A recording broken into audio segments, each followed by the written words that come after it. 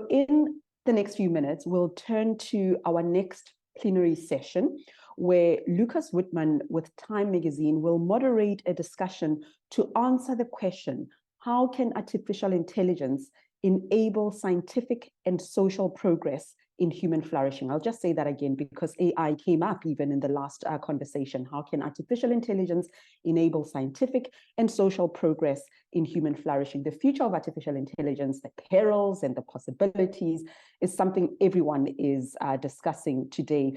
And I was a bit intimidated until I listened to the presentation the last time, that these things need not be in conflict. How do we embrace technology, but keep in mind the need for human connections, the need for that relational and transcendental dimension that you spoke about earlier. So we'll talk about it across all our professional and personal lives. We must all navigate a new future in this digital age. How do we make sure that it finds us ready? So John Mack, founder of the nonprofit Life Calling, is on a mission to both raise awareness and develop educational strategies to help preserve our humanity in light of the encroaching digital landscape. This work is a clear example of flourishing in action.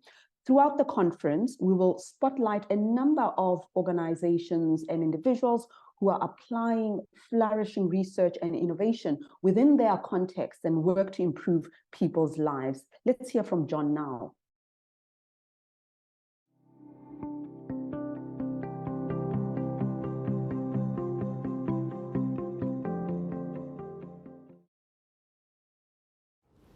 Hi, my name is John Mack, and I'm the founder of Life Calling, a nonprofit whose mission is to preserve our humanity in the digital age.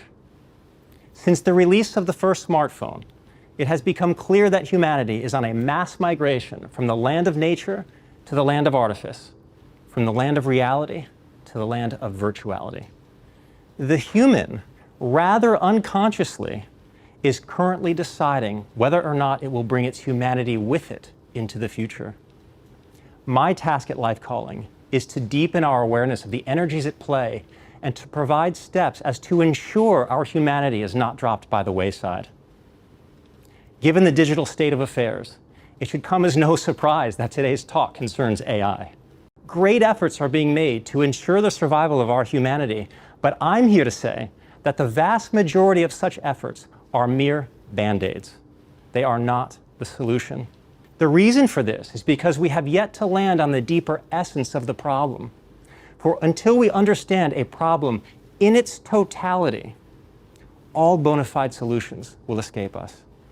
I'm currently standing here in Globant's offices in London, a global technology solutions company that Life Calling is proud to call a partner, and where I serve as an advisor to its Be Kind Tech Fund.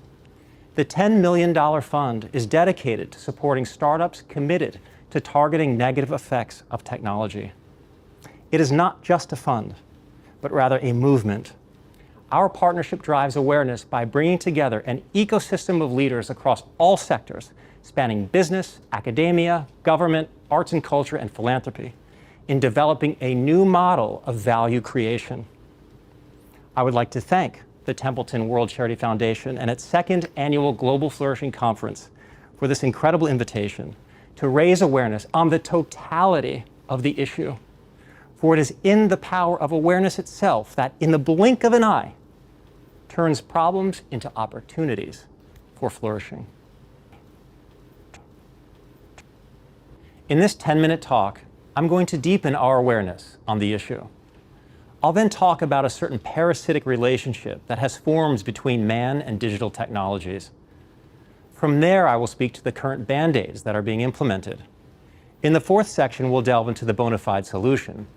And finally, we'll see how what was once deemed a problem has become an incredible opportunity. So, beyond the talk, deepening our awareness. I want to begin by speaking to some of the many characteristics of the human soul. Our humanity, our essence, is the source of inspiration, creativity, community, and here I'll relabel that as community. Our essence is nurturing, active, and it is whole. Now, the reason why we so often fail to commune with our deeper essence is because we often separate from our humanity through various thought patterns of the mind. In effect, when we are attached to these thought patterns, we eclipse the essence dimension. To name a few, thought patterns are rational, pragmatic, binary, analytical, systematic, and data-bound. When we're attached to the lower dimension of rationality, the essence dimension, the dimension of the soul, is deemed irrationality, aka woo-woo. Where the lower dimension is mechanical, the higher dimension is natural. Where the lower dimension is intellect, the higher dimension is intelligence. If we were to place digital technology into this framework, it clearly resides in the lower dimension. And this would have to be, as technology itself is born of the rational human mind. So what we have here are three players. We have the totality of the self, which includes thought patterns of the mind, if and when we choose to use them. We have attachment to thought patterns, which forms a separate self. And we have technology pegged to the lower dimension. To get a sense of the energies at play, we need to get to know the separate self. Let's first take a look at its behavioral patterns. If, in the essence dimension, we are surrounded in inspiration, then when we have separated from that, we behave in patterns of repetition. When we separate from creativity, we live in imitation. When we separate from community, we live as individualistic. When we separate from nurturing, we become abusive. When we separate from the active, we become reactive. When we separate from wholeness, we become fragmented and take sides. When we look at any of the globe's current regions of unrest, we can be sure the separate self is alive and thriving. Let's now take a look at emotional patterns of the separate self. When we are separated from inspiration, then our emotional state is one of dullness. When we separate from creativity, our emotional state is one of boredom. When we separate from community, we enter isolation and loneliness. When we separate from nurturing, we feel abandoned. When we separate from the active, we live a life of passivity. When we separate from wholeness, we experience feelings of emptiness. Now that we've gotten to know some of the many characteristics of the separate self, let's get into the problem. Those familiar with the functioning of the separate self know that it has a certain knack for creating relationships of outer dependence. And dependence on technology is no exception. Here's how it works. The exploitive patterns of technology are rooted in the vacancies of the separate self. Given an emotional pattern of dullness, technology comes to the rescue with distraction. Boredom is overcome through novelty, loneliness overcome through virtual connection, abandonment overcome through validation, passivity overcome through entertainment, emptiness overcome through virtual fulfillment. So in a sense, we've created an artificial life that feeds off the vacancies of the separate self. What is created is a parasite and host relationship. Make no mistake, this parasite-host analogy has not only manifested in the psyche, but is currently being manifested physically in the form of brain-computer implants, where a digital parasite enters the host brain. From a spiritual point of view, we are robbing ourselves of inner evolution. To be sure, watch how the outer device mimics the essence dimension. Distraction is the lower frequency of inspiration. Virtual novelty is the lower frequency of creativity. Virtual connection is the lower frequency of community.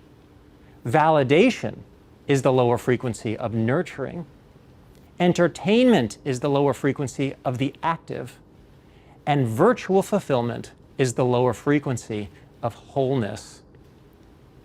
Instead of rising vertically in the realization of self, we are depending on the machine to do it for us. Without this higher awareness of the issue, all efforts to rebalance risk to throw us even more off balance. And this brings us to the current solutions being practiced. Uh-oh.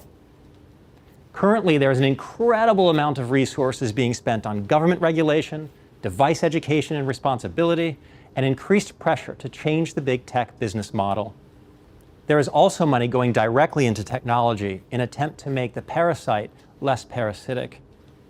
What we are essentially doing is creating a barrier of protection from the parasite. But this is just a repellent. And although the repellent is important, it is not a cure. Why? Because it is the disposition of the host that seeds the problem to begin with. It is here where a higher awareness is so critical, because although the repellent may be well-intentioned, it risks to backfire. AI for Good initiatives are perhaps the best example of this. Billions of dollars are being spent on more compassionate, empathetic, and loving AI.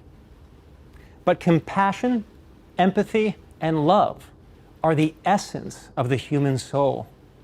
To attempt to program AI with these virtues is to attempt to give the machine a soul, but an artificial soul at best. To the unaware human, this only increases the power of the parasite. Our counter to this increase in power is more money invested in the repellent. And this is clearly not a solution, as the more compassionate AI becomes, the more dependent the host becomes. We need a cure. I'm here to introduce a new life-calling impact model that I call H+1. H stands for humanity, and +1 stands for $1. Here's how it works. For every dollar given to tech for good, we match that in a direct investment to humanity for good, +$1. H+1 means we can be pro-tech, but we must be pro-human first. We can never allow our technology to surpass our humanity. So what is an H? As a symbol for humanity, an H is a specific organization hand-picked into Life Calling's portfolio of change makers that is working to preserve our humanity in the digital age by nurturing at least one of 4 categories of connection: connection to nature, connection to others, connection to imagination, and connection to self. As there already exists an exhaustive number of H's out there, nothing new needs to be created. The problem these H's have is that they lack a framework that makes them relevant in the digital age. H+1 provides that framework. Life Calling's line of connection brings us back to our human essence. By fostering a connection to others, we practice community. By fostering a connection to nature, we restore awe and wonder. By fostering a connection to imagination, we connect to inspiration and creativity. And by fostering a connection to self, we bring about inner wholeness. When this line of connection is active, we are nurturing, active, and intelligent. And what was once deemed irrationality becomes sanity. The H+1 connection opens the door to the human soul. It takes our binary way of thinking and brings humanity back into the equation. Again, this is not about slowing down technology. It is about expediting humanity. With this higher awareness, what was once a problem is now an incredible opportunity. The end of humanity? How real is the risk? Instead of a $200 million investment in a repellent, how about including a $200 million +$1 investment in a cure? Life Calling is currently curating a Humanity Investment Fund, a portfolio of H's. Consider it, if you will, a hedge fund for humanity. Unlike popular opinion, the big opportunity in AI doesn't reside in AI, but in the prompt it poses for all of us to discover our deeper humanity. We can make this digital age the beginning of compassion, the beginning of empathy, the beginning of love. We can make this digital age the age of humanity. The choice while there still is one, is ours.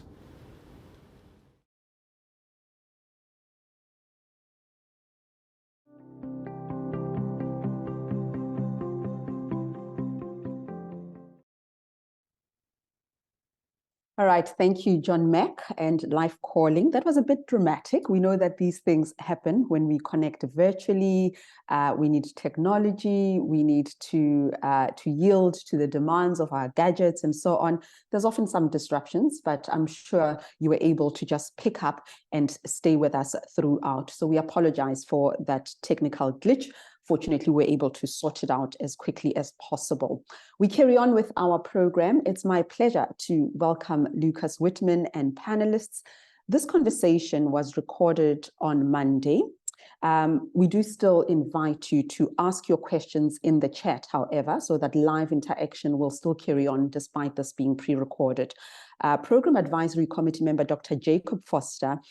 Jacob is a complex systems researcher, computational sociologist, and social theorist. He's a professor of sociology at UCLA and co-director of the Diverse Intelligences Summer Institute.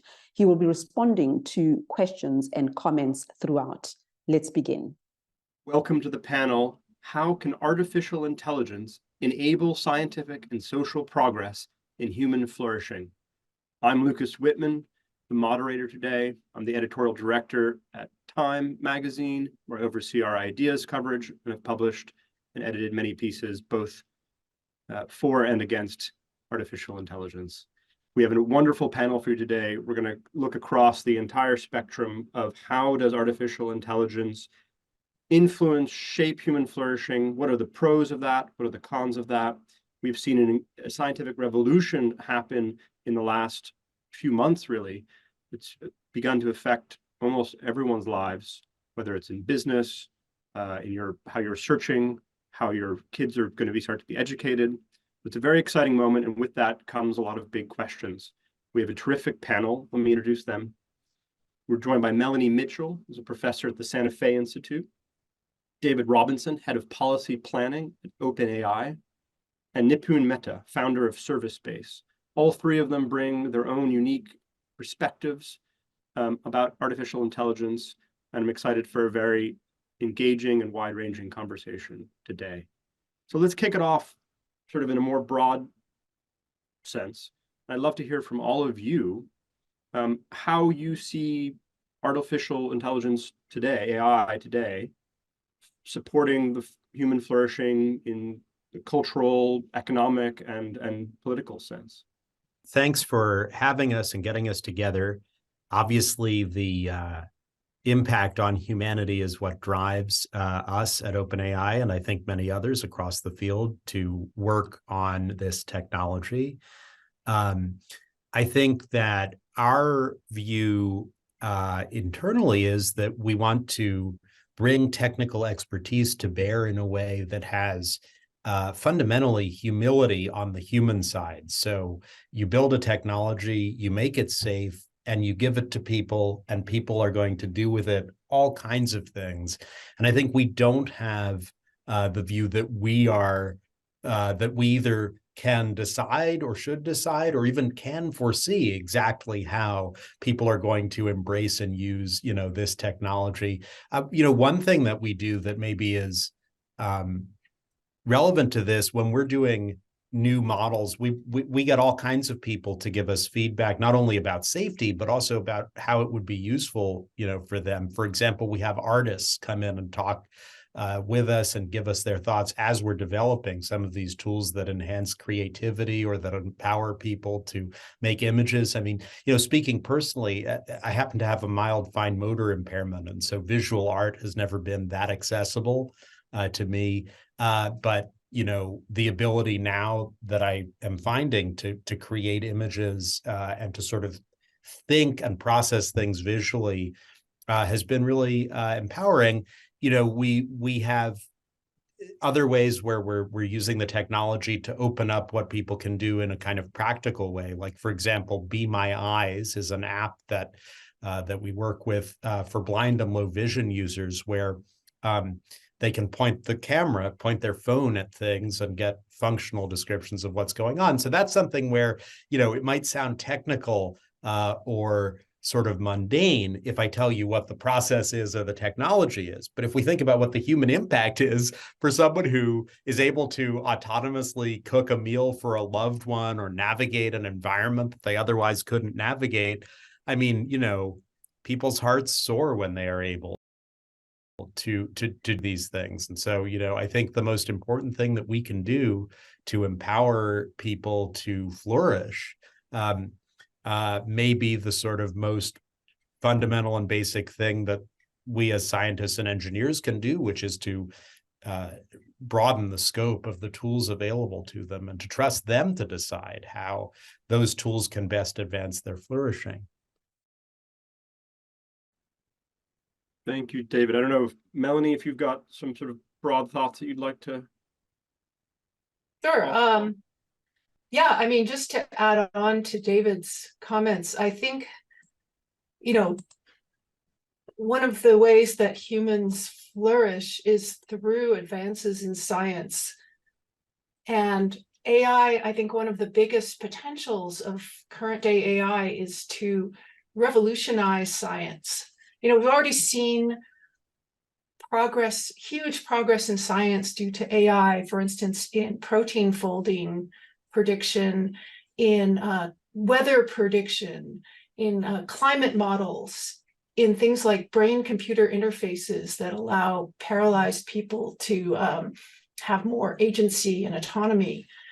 So I think that AI systems of today are going to really empower scientists to understand the world in new ways and to be able to control the world, to utilize science for medicine, for climate mitigation, for many other kinds of things that will help human flourishing. And I also believe that AI, throughout its entire history, and especially now, has really helped us understand ourselves better.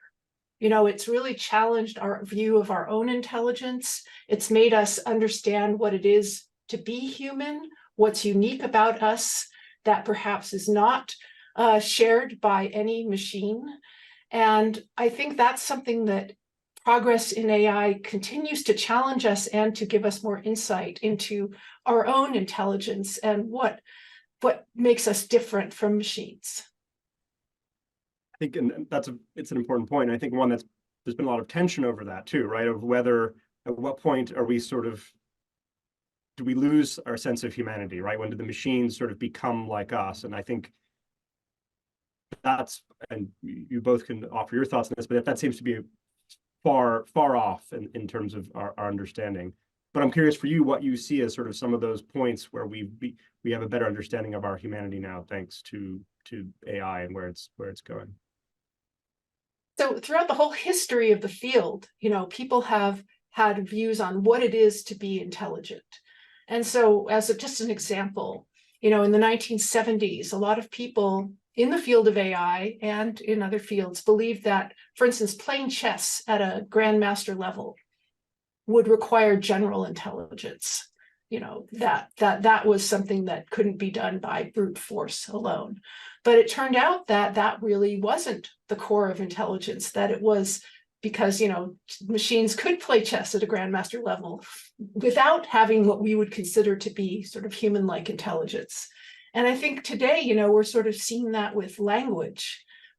Every AI researcher in the past, I think, believed that language was the ultimate sort of way in which human intelligence was manifested.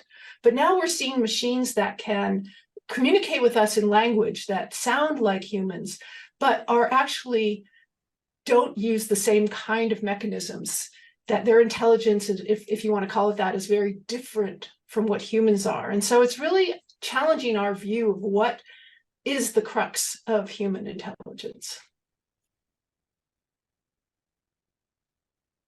And Nipun, I'd love you to jump in as well.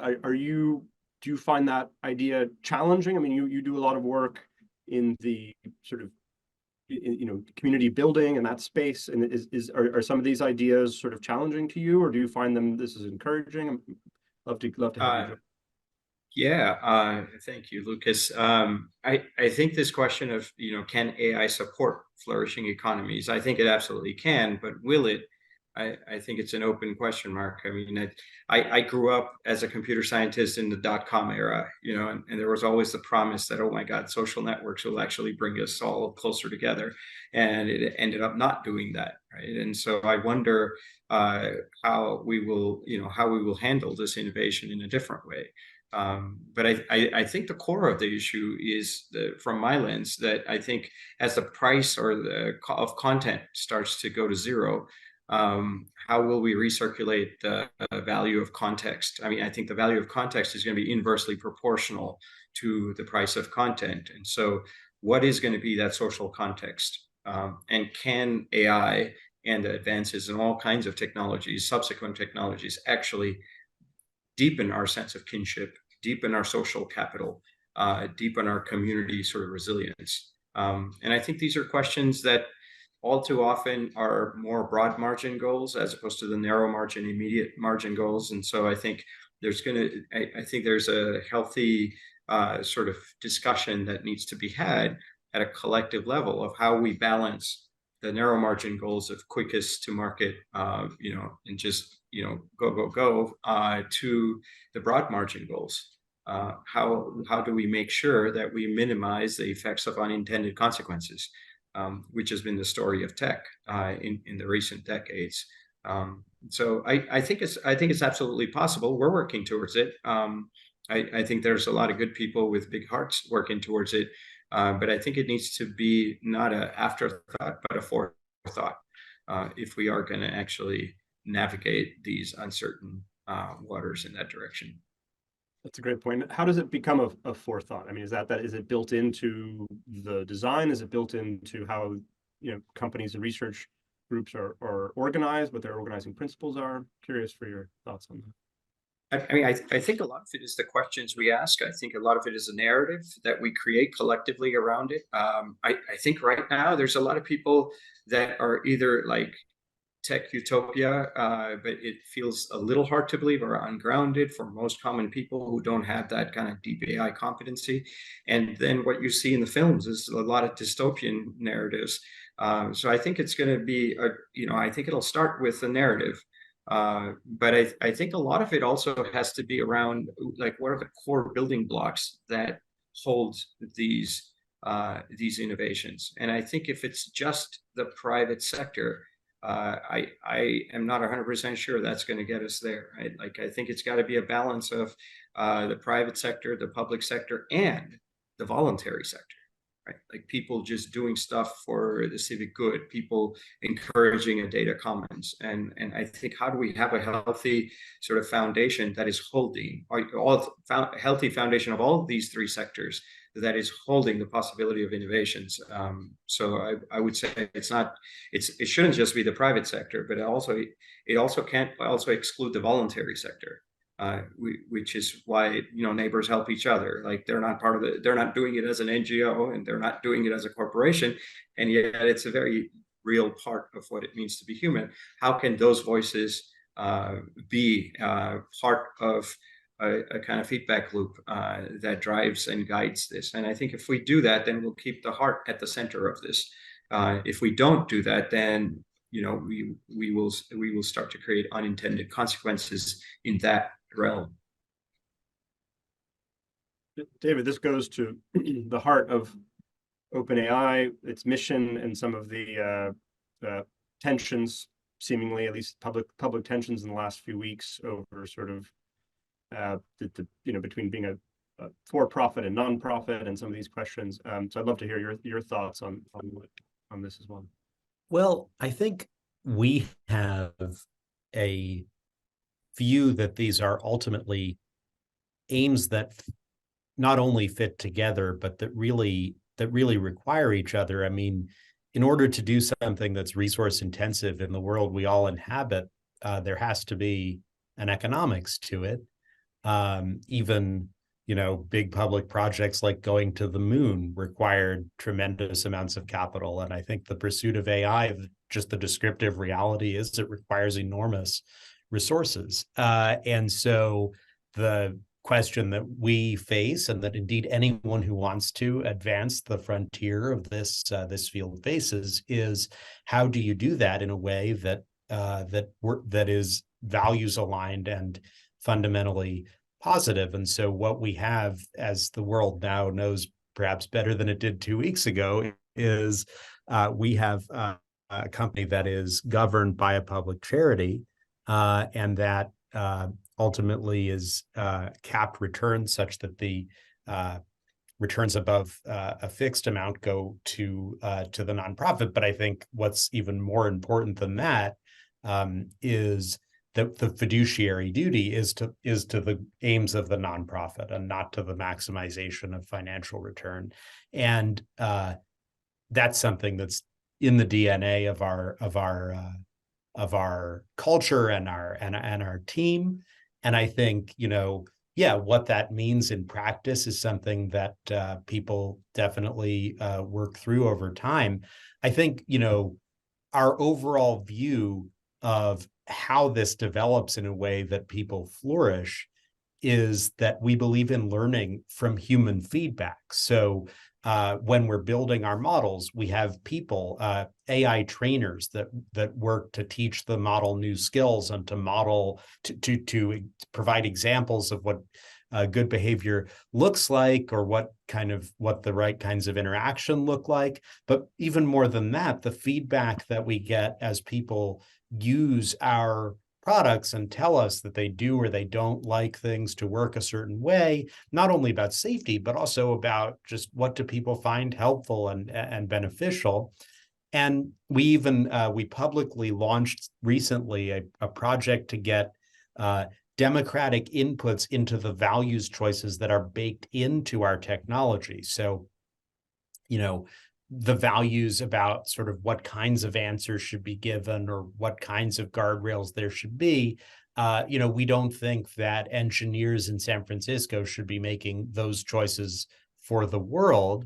And we don't think that the technical expertise means that we can anticipate exactly what everyone around the world is going to need or want to do, or even what flourishing looks like. And so, we have from the beginning taken an approach where we deploy our technology gradually in such a way that people can try it and can learn about it. And even before it's perfect, we want people to have the opportunity to try it out in ways that are safe, so that people can learn, okay, here's what it's good at, here's what it's not good at, here are the concerns that, I have about it. Obviously, there's a public discussion about what the laws should be that surround this technology.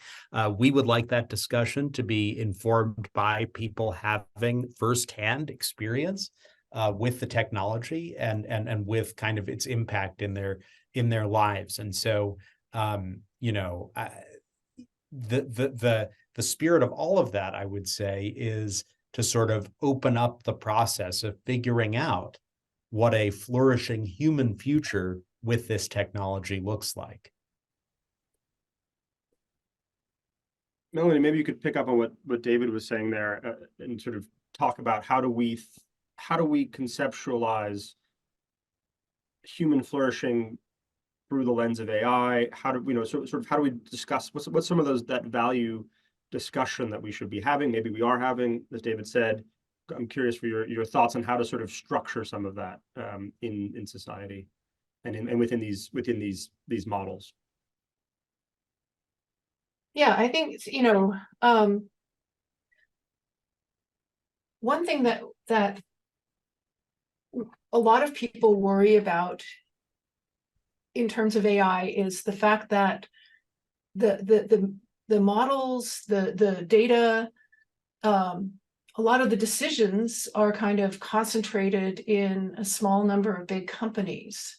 And I think David addressed that, and he said, we don't want engineers in San Francisco making decisions about all this. But it turns out that it's hard to balance I think the sort of corporate goals with the flourishing goals. We've seen that throughout the history of technology.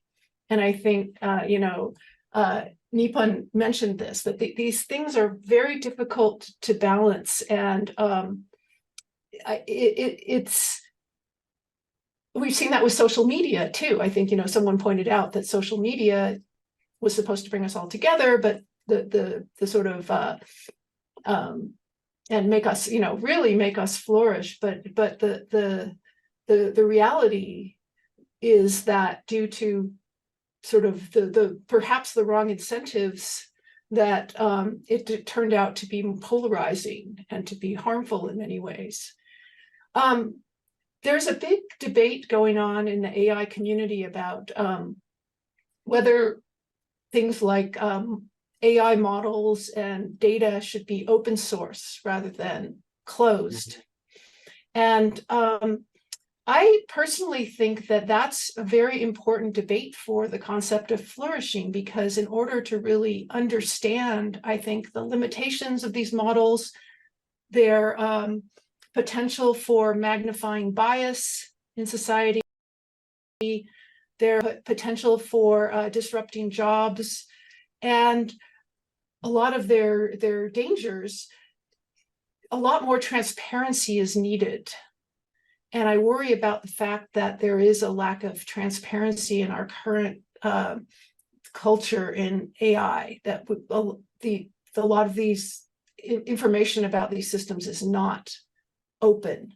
There are some dangers with making systems open. Then people can kind of use these models perhaps for nefarious purposes without guardrails. But we have to balance, just like we have to balance sort of the more commercial versus social good incentives. I think we have to balance the openness with the sort of benefits of openness with the dangers. And I think that's an extremely important conversation that has to be going on now, not just, in Silicon Valley and in Washington, D.C., but in every strata of society. It's a great point. I think the social media cautionary tale, I think, definitely haunts a lot of this conversation. I don't know if you want to pick up on that a little bit. You made that point earlier. It's something I think in the minds of many people watching this unfold again, saying, well, we've kind of been here before, and the architecture of these systems, social media systems, didn't allow for human flourishing in the way that they were supposed to. So how can we trust that this time around AI will? Yeah. I think if social media hacked our sense of attention, I think a lot of people are worried that AI is going to hack our sense of intimacy. And so what is the future of relationships in this kind of context? And who is having the conversations? Who's guiding that narrative? And how do we actually invite more people into that, more voices in that? I think there's a kind of a line as well. That's, of course, frequently talked about in the AI worlds, like how do you keep the human at the center? But you can nuance that question a lot more. And like, what kind of human? Right? Like an economic man, a consumer, is it you want to align to that? There's such a wide range of what human means. So how do we, to me, I think of it as, as sort of a pun on artificial intelligence. I think of it as heart intelligence. Like how do we, how do we align artificial AI with heart intelligence? And what does that look like? What is even that conversation? I think that's a very different conversation than aligning with human interests of going shopping and making that easier, or like going, getting entertained with content. Like if it is about people coming together in deeper ways, I think that's a very fundamentally different question. So I think there's a lot of things that we can, beyond the sound bites, that we need to nuance. And I think we need to have those dialogues, and those dialogues, at least at the dialogue level, I think open dialogues are, I'm a big fan of that. And I think that helps in terms of technologies, as Melanie said, should it be open source? Should it be a little bit more guarded? Where do we shake itself out? I think that remains to be seen. but yeah, I think this question of not repeating the same unintended consequences that we have seen, that has really been the history of tech. It's not just technologies, right? I mean, it's not just social media. So how do we minimize that, and how can we have deeper, more nuanced conversations around it, and how do we innovate in those conversations, right? If it's just like is it just okay, government's going to come in and create policies, and or can we do something something different, because we didn't get it right last time, so what makes us think we're going to do it better this time? So I think just thinking out of the box, AI is probably going to force us to do that, and I think that could be good for all of us. David, I'm curious if the social media failures haunts you and OpenAI, or if you feel that we're sort of overreacting here. Curious for your thoughts. And also, I know that you yourself have thought a lot about how you design and build systems that have these values in place from the beginning, rather than sort of trying to retrofit them later on. Yeah, I mean, I think one thing that seems really clear here is that incentives are very important in what ends up happening, and that's why OpenAI is, in addition to being a research lab, is itself a kind of governance experiment with this structure of being controlled by a public charity. Certainly, some of that thinking by folks in Silicon Valley is informed by things they've seen in other companies. More broadly, the question of that Nipun was raising about, what are the values that we want to align to, and where do those come from? That's a deep question. When I hear about people aligning to sort of human values in general, I always think like, whose values, not only that, but even thinking that a single person has one set of values seems like itself like a real simplification. I mean, all these competing impulses, all these different moments that we have. I think relationships are very important to human flourishing. I personally think that relationships actually constitute people in a large way, and I suspect this may be a point of some agreement on the panel, that like the way that people are in the world depends on their environment and depends on the people around them and the kind of relationships and communities that each of us are enmeshed in. And so I do think that the social attachments that people form with technology are an important part of this. This, by the way, is not something that's brand new to AI or that's unique to digital technology. There's a long, long history of empirical psychological work about how people relate to things using some of the same circuitry that we use to relate to other people. There's research, this computers as social actors paradigm. If you look back into the 1990s, I'll just give one quick example of this. They would bring people into a room and have them use some task on a computer, like in an experimental psych lab kind of a setting. And in one group, use that same computer to fill out a survey afterward. How useful was this software? How pleasant was the experience, and so on? That was the one group. The other group, they switch rooms and switch computers and fill out the same survey. And it turns out that if you're rating the computer you just used, on average, people will pull their punches and will give more favorable ratings. Now, if you ask them, were you trying to spare the feelings of the computer that you just used? They will, of course, say no and mean it. But the truth is that underneath, we really do have a relational approach to experiencing our world. And so I do think that the question of how that interacts with AI is a very important question. And as we start to see not only, startups, labs like ours produce, engines that people can use, but, we have an API, so people build all different kinds of apps on top of it, and so do others. And so, there's this vast experimentation happening of different ways that the user experience, the human experience of interacting with AI can be organized. And I think that's a huge part of this. And in fact, ChatGPT itself, which of course is the thing, that we're best known for, and in some ways sort of launched the current public phase of the public conversation. The model underneath of ChatGPT was not brand new when we launched it. You could have, a week before there was any such thing as ChatGPT, you could have used that same model yourself if you wanted to sign up for the API and so on.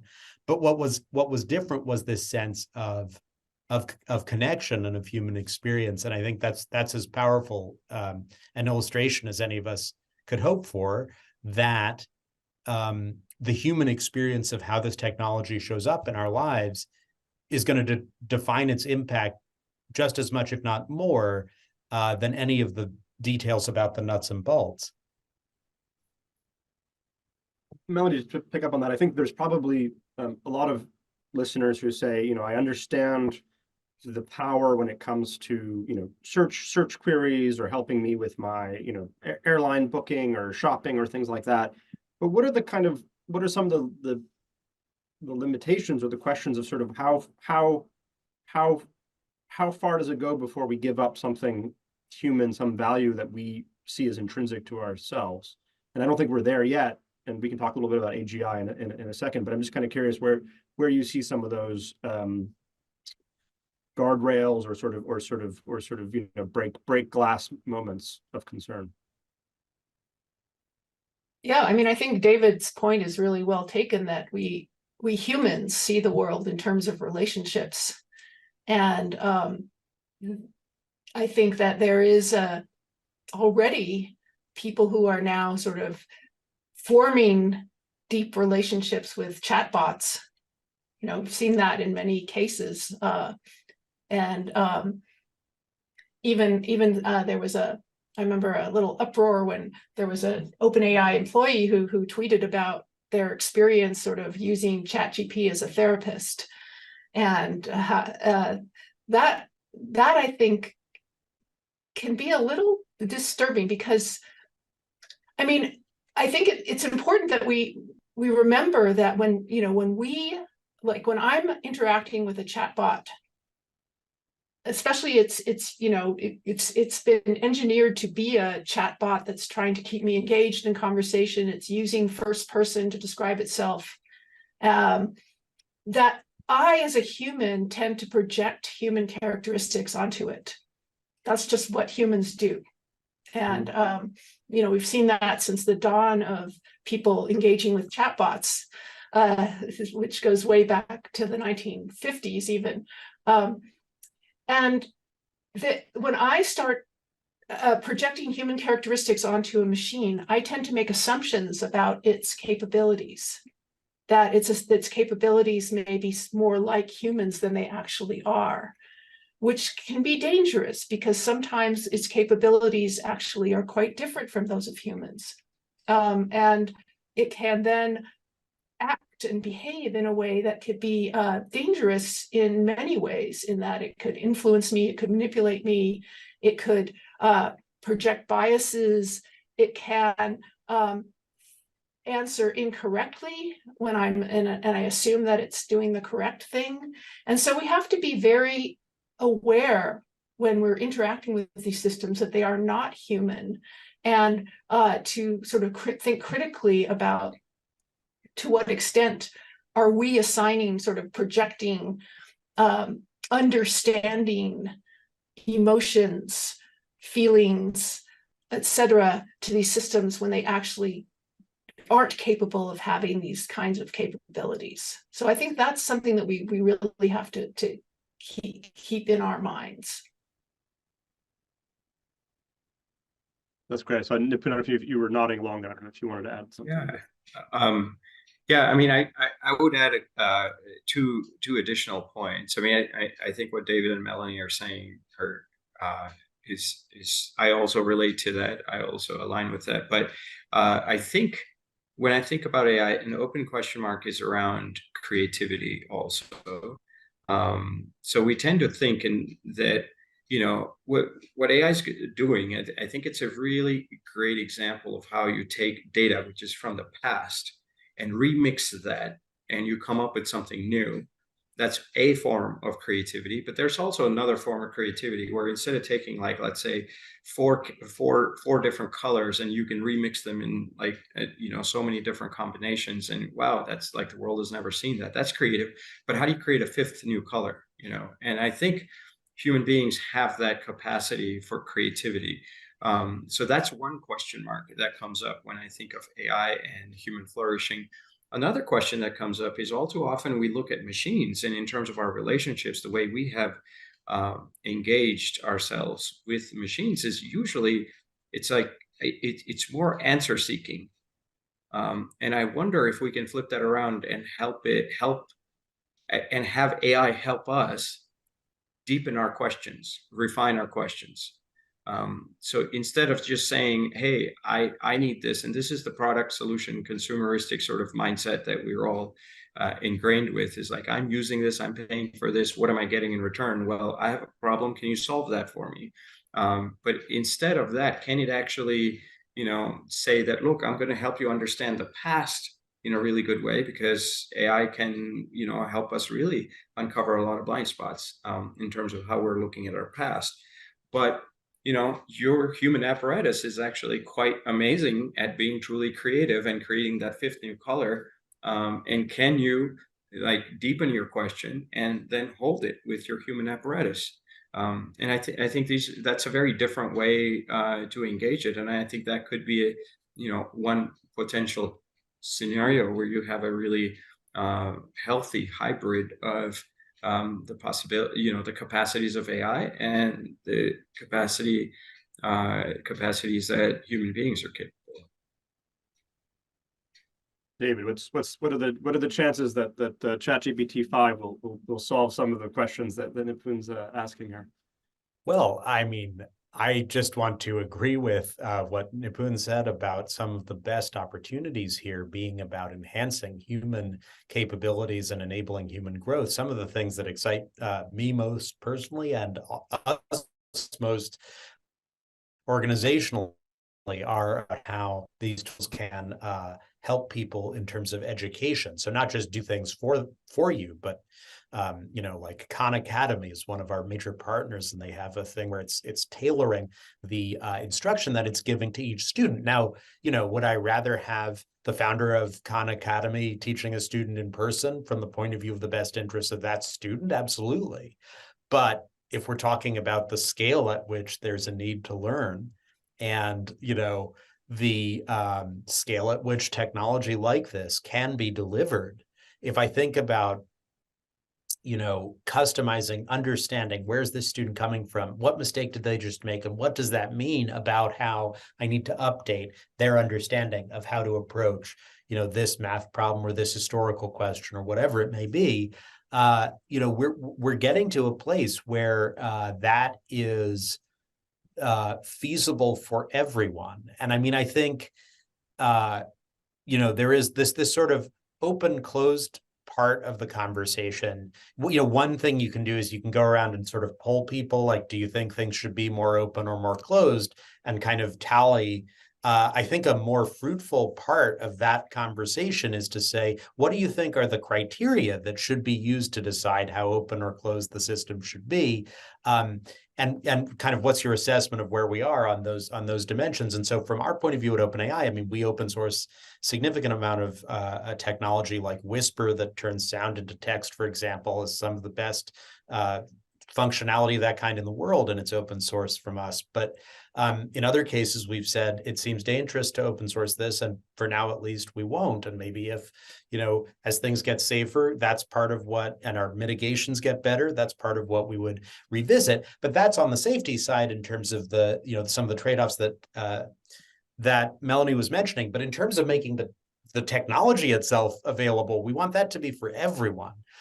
Every student should have a custom tutor available. Everybody who wants to learn something, even out of curiosity. I think about just also, and this is a worldwide phenomenon, there's also an American tradition of sort of autodidacts, people just saying, this isn't something I'm formally credentialed in. I may not have the time or the stature to kind of, or the resourcing to kind of go get, the real official version of this, but I'm going to learn all about it. The ability to do that at scale and with rigor, is greatly increasing. And so that's something that I personally find very, very exciting. How do we culturally nourish that aspect of how AI can be used so that it doesn't just become a thing where it's sort of dumbing down and simplifying? Because there is also that sort of, it makes things easier to do in a way that sort of, it's like that old debate about Google Maps, and people used to be able to,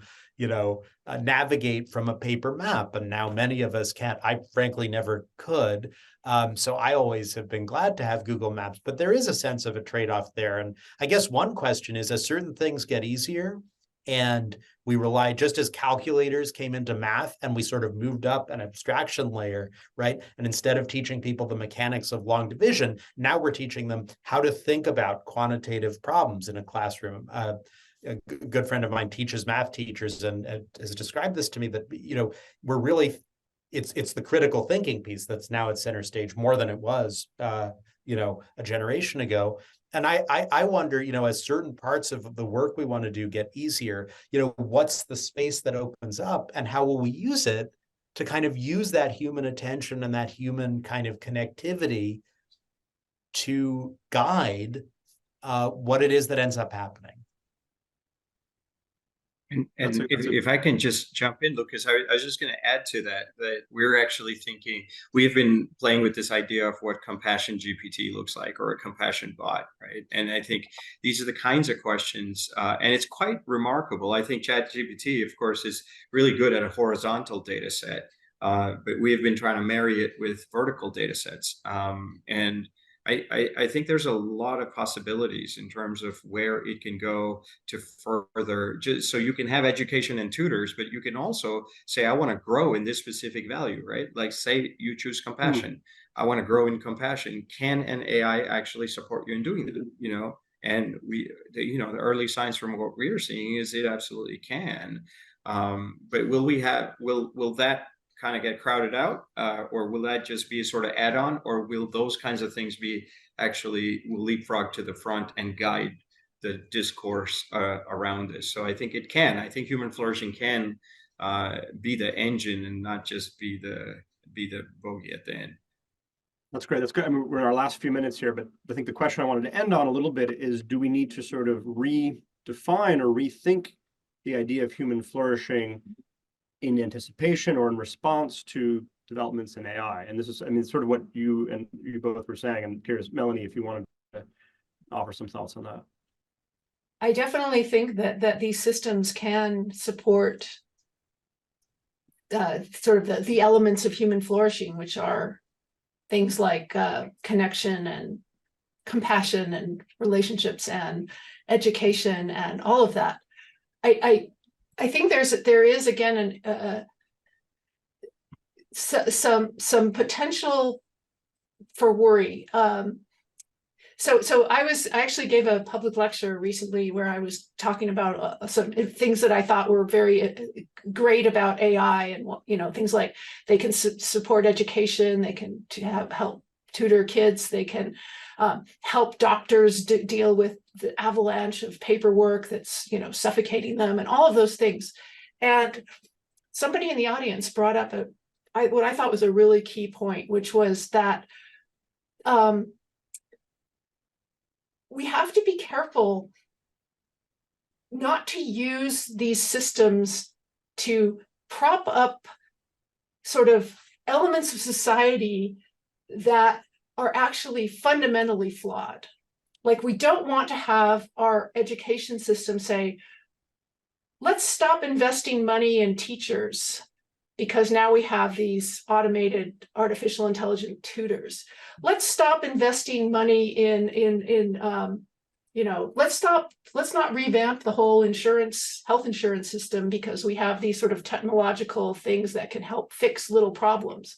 And that is something I think we do have to make sure that we're not using these systems as just ways to prop up very flawed elements of society, but instead are using them to enhance us So we don't want to have like, no artificial intelligence sort of replace teachers, replace doctors, replace all of this. We want it to be able to augment us. And I think there is a nuanced conversation about how to make that happen in a way that's not going to sort of propagate these big problems we have in society.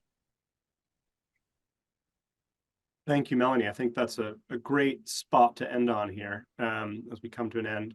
Thank you, huge thank you to Melanie Mitchell, David Robinson, and Nipun Mehta. This is a really interesting conversation. I wish we could keep on going on here, but maybe we'll come back for part 2 in a few months' time.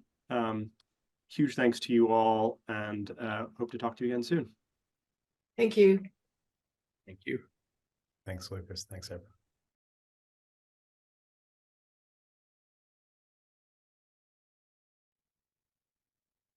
Okay, what an absorbing conversation on something that we all care about. How can artificial intelligence enable scientific and social progress in human flourishing? Thank you so much for expertly answering that question, Dr. Jacob Foster, and your panelists. Thank you to our speakers for that incredibly engaging discussion. This area of work has never been more important, and I'm sure it will continue to evolve quickly as we all pay attention. So next up, we will have 2 presentations of abstracts submitted to the 2023 Global Call for Abstracts in Flourishing. First, we hear from Professor Paul Oslington, and then we're going to hear from Aisa Tariq Ali. Professor Paul. Paul Oslington, Professor of Economics and Theology at Alpha Crucis University College in Sydney, Australia. I'm going to be putting before you today an alternative form of cost-benefit analysis, which I believe is richer and more democratic than some of the existing options that are out there. But before getting into that, I'd like to say something about Alpha Crucis, because I'm often asked about that when presenting. I've been in universities in Australia for many years, University of New South Wales and Australian Catholic University, but a few years ago joined friends who had a dream to start a Pentecostal research university in Australia. So I joined Alpha Crucis to start the business faculty and the PhD program, and we are close to accreditation as an Australian research university now, with 5,000 odd students and 80 odd PhD students. So that's the strange affiliation, a crazy project that I joined friends in a few years ago, but I'm very happy to be involved in. And one of the things about Alpha Crucis is that it allows me to do some of this slightly edgy research, of which this paper is one example. My primary background is economics, and economics is the master language of contemporary public policy.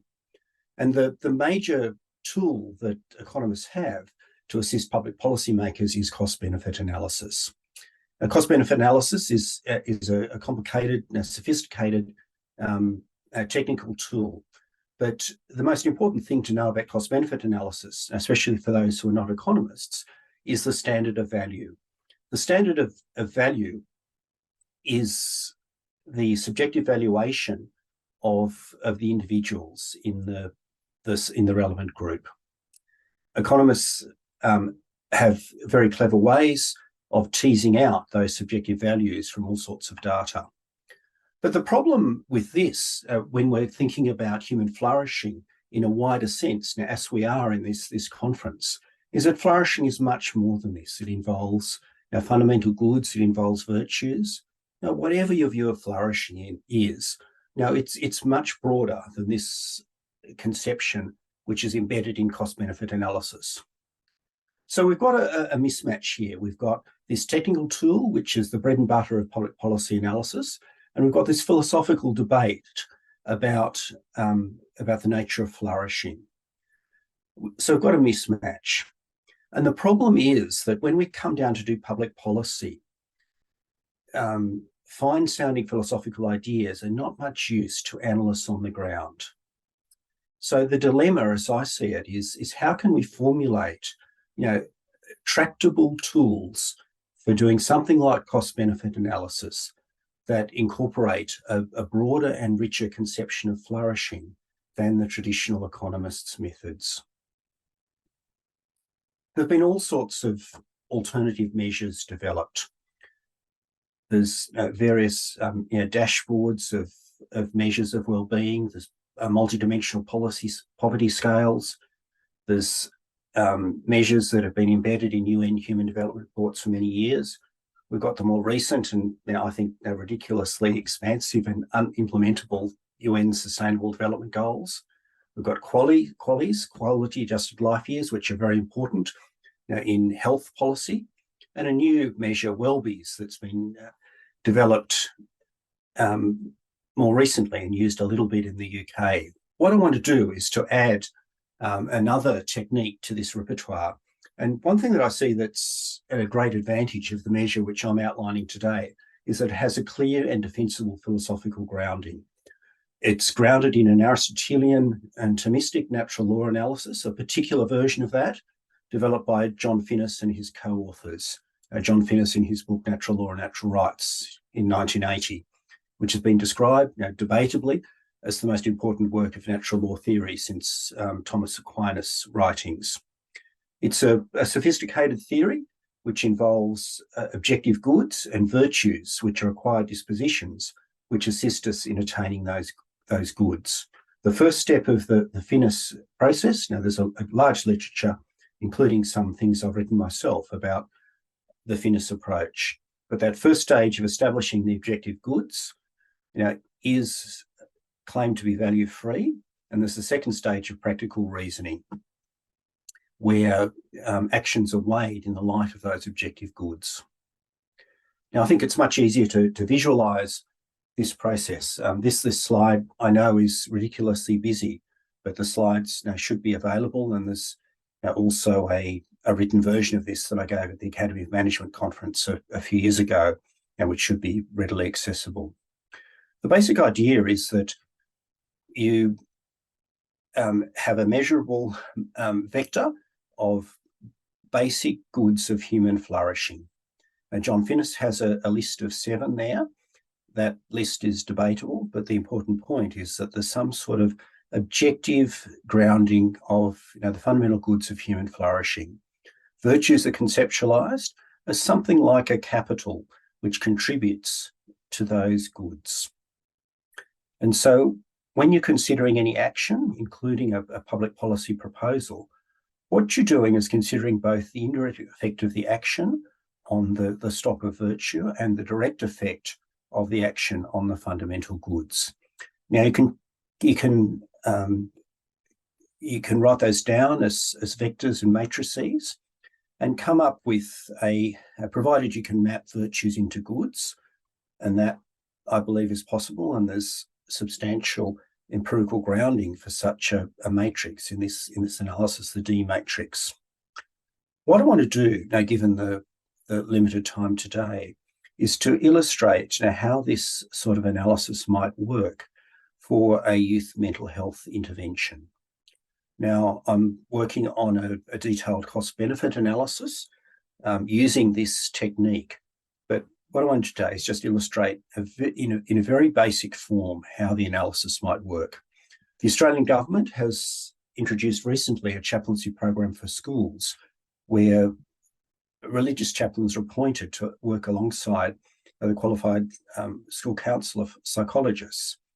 And there's evidence that has had a great effect in reducing youth mental health problems. But it's extremely contentious, and there have been various evaluations for the program. This is how an evaluation might look within my framework.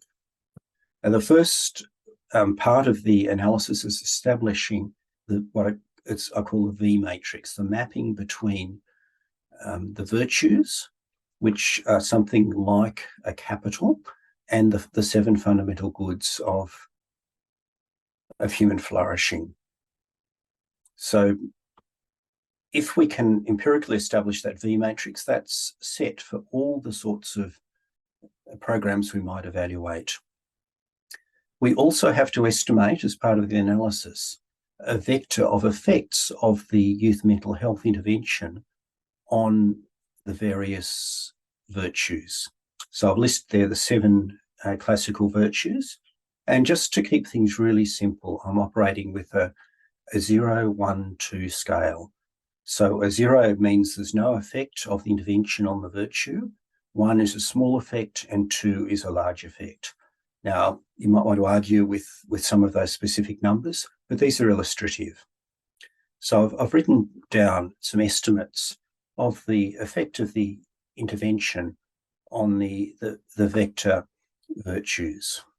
There are also direct effects of the intervention on the fundamental goods of human flourishing. And again, now I've just estimated some numbers there for illustrative. I've just got some numbers there for illustrative purposes.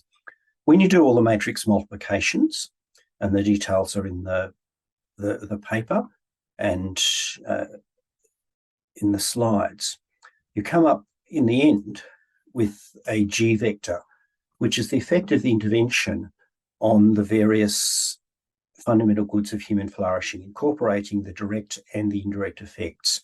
And you can see that some of them are negative and some of them are positive. Some of them are large positives, some of them are marginal positives. So what this analysis gives you is not, as in cost-benefit analysis, a single number for the effect on some monetary measure of the subjective valuations of individuals, but a mapping of the policy intervention into the various dimensions of human flourishing. How is this important? An economist might complain that a mapping is not as useful as a single measure.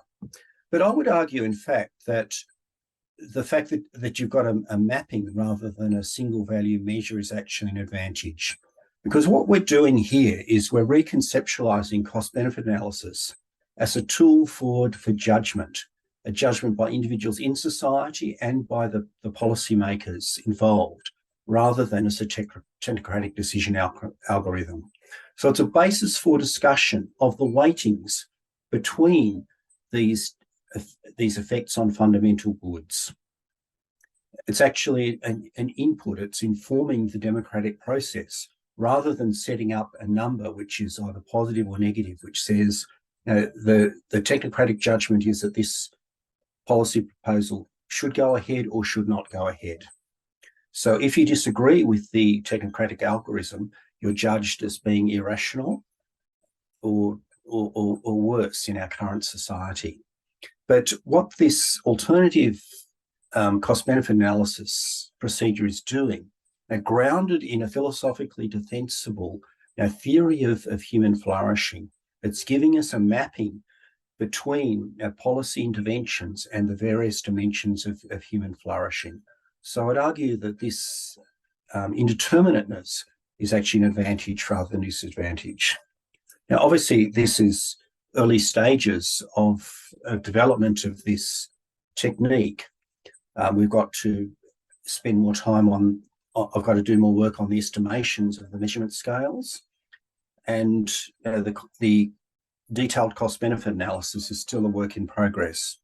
But I'd suggest that this approach, grounded in a particular version of the Aristotelian Thomistic account of flourishing, can stand beside QALYs and WELLBYs and some of the other measures among the menu of options that's available for policymakers in the real world.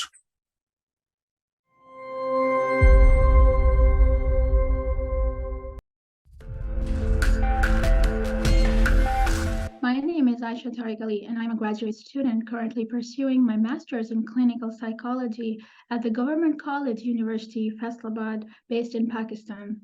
I am the head of content and an admin team member at 7 Cups, a global online mental health community providing support through anonymous chats with trained active listeners, amongst other therapeutic features. I am the head of content and an admin team member at 7 Cups, a global online mental health community providing support through anonymous chats with trained active listeners amongst therapeutic features. Today, I will be sharing insights from collaborative research conducted alongside my colleagues Hard Shah and Glenn Moriarty at Seven Cups. Together, we've explored enhancing active listening to foster flourishing in online mental health communities, a human-in-the-loop AI approach. When we think of flourishing, we can talk about the multidimensional aspects that shape our well-being across various domains, such as happiness and life satisfaction, mental and physical health, meaning and purpose, character and virtue,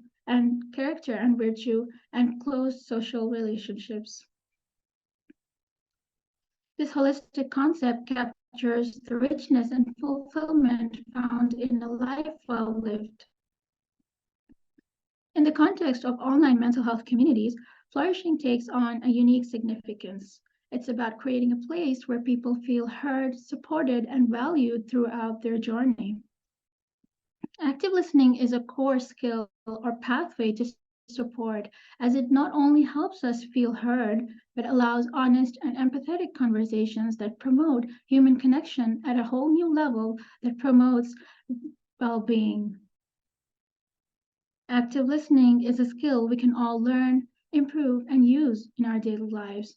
Seven Cups has so far trained more than 500,000 active listeners in not only basic active listening skills, but also in the application of these skills in various different topics or contexts, such as anxiety, work stress, or parenting, as some examples. However, when we use active listening, it's very easy to sometimes just get stuck. But on the other hand, providing the right response is very important too, for in the context of better emotional support or healing. We all have good intentions when we're trying to be there for others. However, providing the right response is also very important in the context of emotional support and healing. Listening is a skill that is normally distributed, so some people will be excellent listeners, most people will be average listeners, and some people may even be struggling to listen well.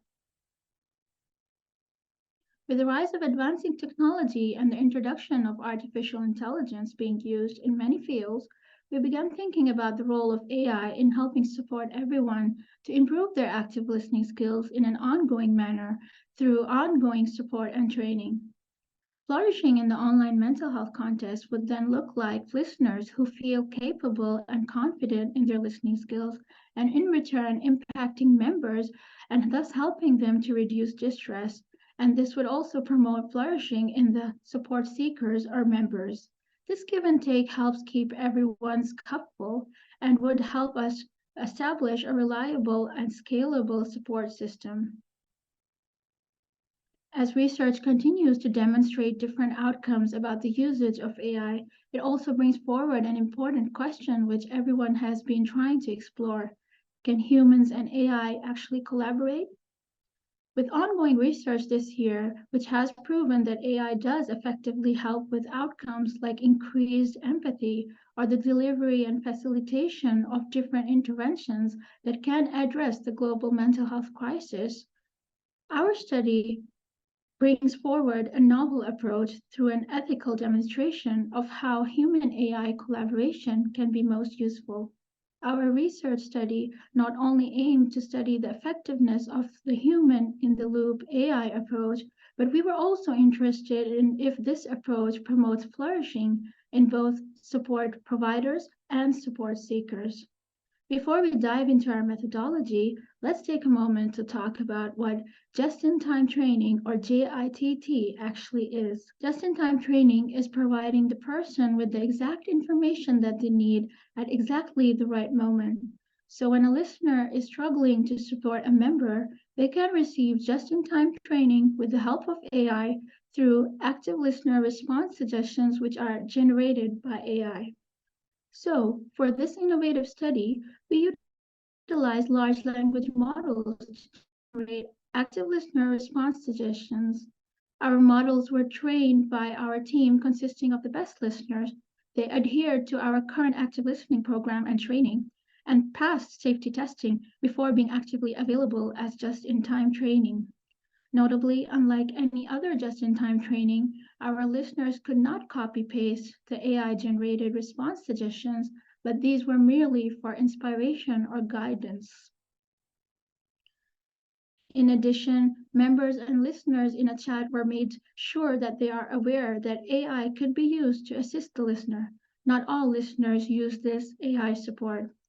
Spanning over a period between August and September 2023, our study involved assessing new listener performance, where a new listener is defined as any listener who signs up on 7 Cups after 1st July 2023 and sends at least one chat message. Data collected included number of chats, number of messages sent, user ratings on quality, and the number of times the AI was asked to provide a suggestion. Our data analysis included descriptive statistics and was run through Jupyter Notebook, which runs on Python 3.10. Our findings showed that listeners with just-in-time training support had on average approximately 19 more chats as compared to the non-just-in-time training listeners. In addition, the average number of messages sent by just-in-time training assisted listeners was 1,151 versus 537 messages sent by the non-just-in-time training group. This means that just-in-time training assisted listeners sent almost double the amount of messages apart from the 19 more unique chats. Just-in-time training listeners experienced a relative increase of 5-star ratings, which was also interesting to see. Just-in-time training listeners initially saw an increase of 42% in 5-star ratings received for the first 9 uses of just-in-time training. This dosage effect, or the effect of using just-in-time training in more further scenarios, boosted the 5-star ratings by 60% and further escalated to 66% up to the 30th usage. We found that the relative increase of ratings indicated flourishing not only in the listeners, thus showing listener confidence and self-efficacy, but as a member outcome which continues to increase with experience and more just-in-time training usage, thus positively indicating the usefulness of such a feature. As a conclusion to the human-in-the-loop AI approach, as discussed earlier, the outcomes of our study how just-in-time training not only encourages more conversations, but also enhances the depth of engagement in these conversations, indicated by more unique chats as well as more text messages. This highlights the potential of AI support in not only enhancing active listening skills, but also enhancing listener confidence and self-efficacy. Flourishing is additionally made possible in the member-seeking or support-seeking group, indicated by the positive trajectory of feedback. As we continue to study this outcome, we hypothesize that member measures such as distress or flourishing in the support seekers will also be significantly impacted. As the world evolves, it's crucial to recognize the need for honest and meaningful conversations, both online and offline. Our research highlights the potential of technology, not just as a tool, but as a catalyst for positive change in mental health. Caring for one another also helps inform better AI developments. We see the future of tech as inseparable from the future of well-being, and our commitment to such a vision drives us to continuously explore more innovative approaches. Thank you.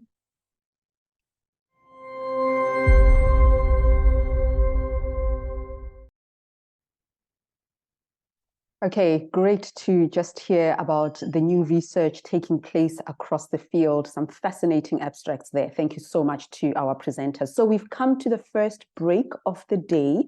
I'm going to see you in about 5 minutes. Let's keep it at 5 minutes because we have something interesting for you, and that is the segment organized by the FETSA Institute on love, something we can all identify with. So please, when you return, just click on back to timeline to navigate back to the program agenda, back to timeline. See you in 5 minutes.